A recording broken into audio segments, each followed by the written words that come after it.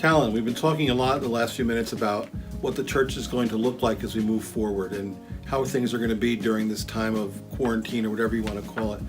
What are some of the things you see that we need right now?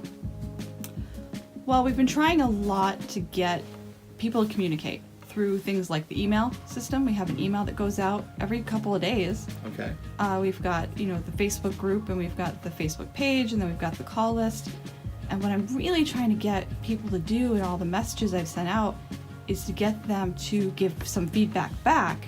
Things like, what are your prayer needs? What are your physical needs? Are you hungry? Do you need food?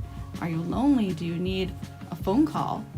Those kind of things. And I think we can't be afraid to ask for that help, because if there's one group of people who's absolutely passionate about helping you, it's your church family.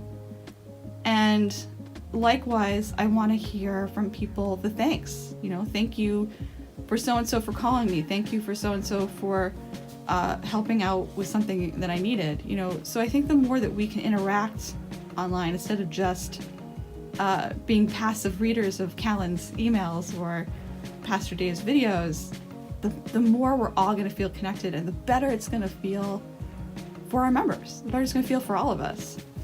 So I don't know how best to get people to participate. So if someone needs somebody to shop for them, they should send us an email or respond to our Facebook messages. Mm-hmm. Or if someone has something really important to pray for, they should either respond to the email, respond to the Facebook message, or call the office, or call me on my cell phone.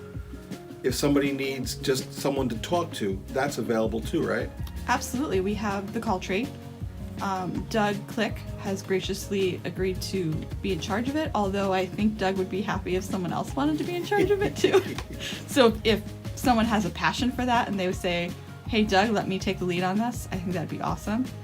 But we definitely have the means to do this. And if you're just someone who wants to volunteer to call people because you're just a good talker, that's a gift from God too, so. Speaking of Doug, we should remind people that the Little Pantry is still going strong, and if you could pick up anything to contribute to it, please feel free to do so. If you want to drop it off at the church office, you could do that.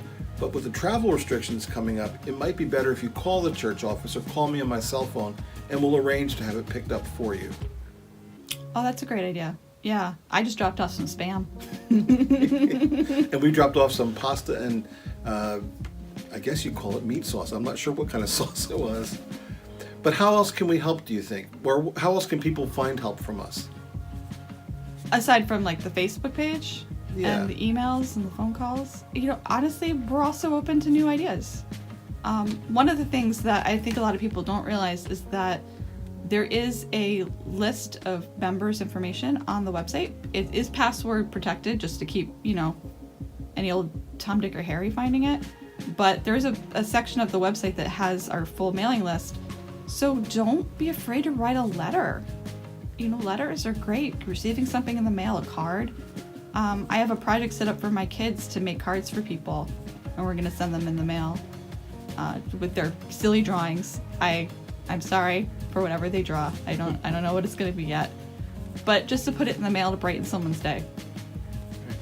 If you have any ideas of your own, call, email, respond on the website, on the Facebook page, and let us know how we can help one another through this. As Calin said, we are a family, and we're going to build our family through this.